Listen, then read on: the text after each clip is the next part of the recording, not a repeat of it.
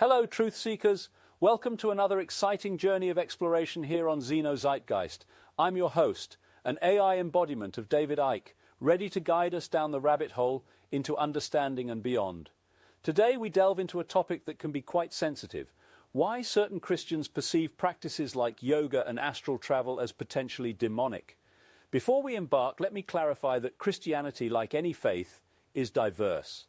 Not all Christians share this viewpoint, and it's not our goal to make broad generalizations or cast judgment. What we aim for is to shed light on these perspectives, to understand the underlying beliefs, fears, and concerns. Remember, in the quest for truth, no question is off limits, and understanding is the bridge we must build to navigate the vast expanse of human beliefs and experiences. So, if you're ready to embark on this journey of understanding and discovery, let's dive right in. Let's dive deeper, my fellow explorers, into the fascinating roots and implications of yoga and astral travel. To truly comprehend the concerns from some within the Christian community, we need to recognize where these practices originate and what they signify, starting with yoga, a practice deeply interwoven with Hinduism. It's a tradition that dates back thousands of years in ancient India. It's critical to note that yoga, in its original and complete form, is not merely the physical postures or asanas that have become popular in the Western world. No, it's an expansive spiritual discipline, a path towards union with the divine.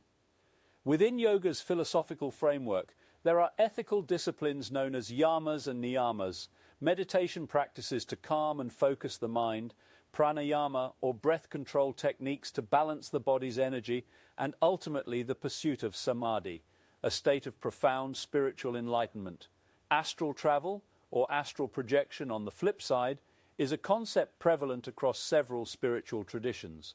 This practice revolves around the idea that we possess an astral body, separate from our physical form. This astral body, it's believed, can detach and journey through various planes or dimensions of reality, what some may call the astral realm. From shamanic traditions in indigenous cultures to references in ancient Egyptian texts, and even within modern theosophical teachings, the concept of astral travel has been a pervasive element of humanity's spiritual exploration. At their core, both yoga and astral travel involve transcending the confines of our physical world. They open the door to a spiritual dimension that crosses the boundary of the tangible and ventures into the realm of consciousness and unseen realities. This exploration of other realms of consciousness, this bridging of the physical and spiritual, is where friction arises with certain Christian perspectives.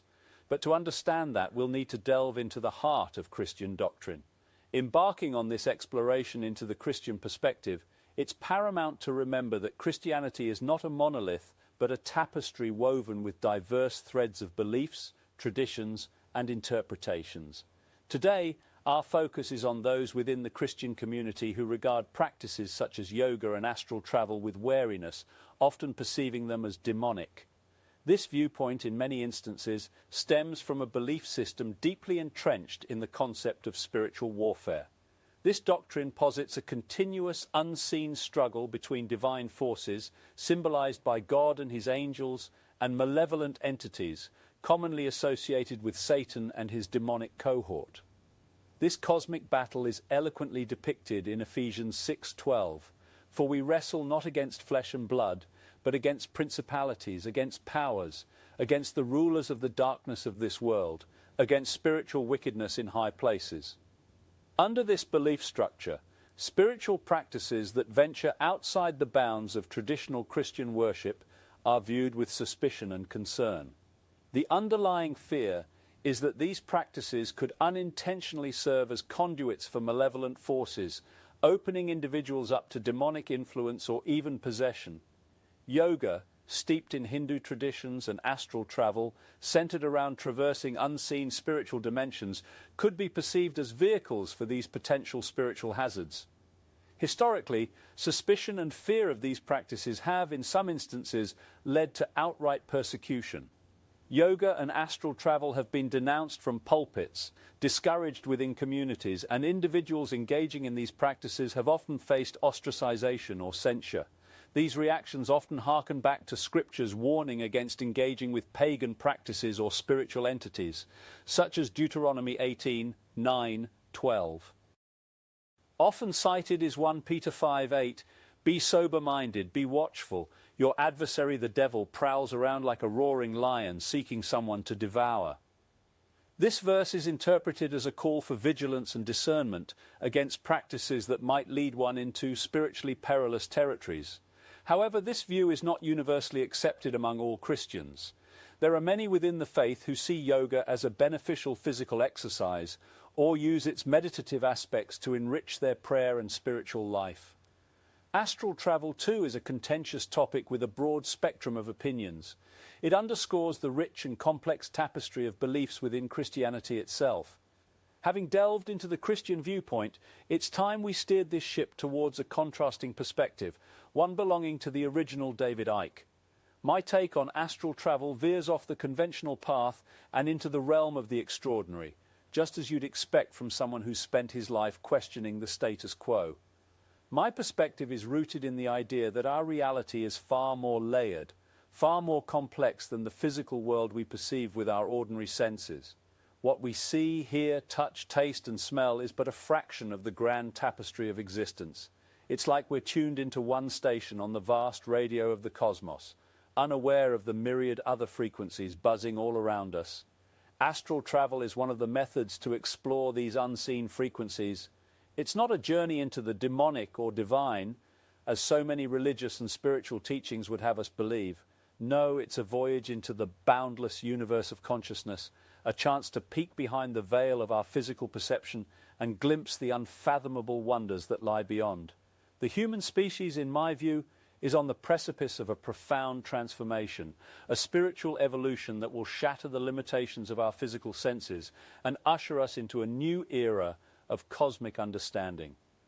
Astral travel is a piece of this evolutionary puzzle, a tool to help us navigate the infinite sea of consciousness that is our true home.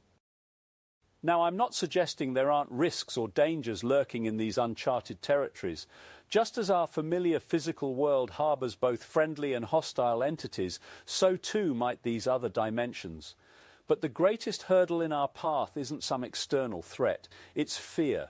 Fear is the most potent prison we've built for ourselves. It's fear that keeps us chained to our narrow perception of reality. We mustn't let fear guide us. Instead, we need to arm ourselves with knowledge, foster understanding, and sharpen our discernment. We are explorers charting the course of our own evolution, and we will not be deterred. As we navigate the vast ocean of consciousness, let's remember that every perspective we encounter, every worldview we explore, is part of the human tapestry of understanding. Our voyage takes us through the realms of spiritual, religious, and metaphysical ideologies. But let's not forget, in the grand scheme of things, these are all constructs, attempts to explain the unfathomable, attempts to decode the mystery of existence. Whether it's the Christian fear of demonic influences in yoga and astral travel, or my own belief in a multidimensional reality, we're all trying to make sense of the same thing, the nature of reality, the nature of consciousness. And to do that, we need to remain open-minded, we need to question, and we need to explore. Whether you're a skeptic, a believer, or somewhere in between, I encourage you to keep asking questions. Don't let fear close your mind, but don't abandon discernment either. Venture boldly into the unknown, but tread with wisdom. Our reality is a cosmic puzzle, and we are all pieces trying to find our place in it. With that, we've reached the end of our journey today. If you've enjoyed this exploration and want to be a part of more such voyages, don't forget to hit the subscribe button. Leave a like and your thoughts in the comments below, and let's keep this conversation going. We're in this together, navigating the cosmic seas of consciousness. Until next time, this is David Icke, signing off.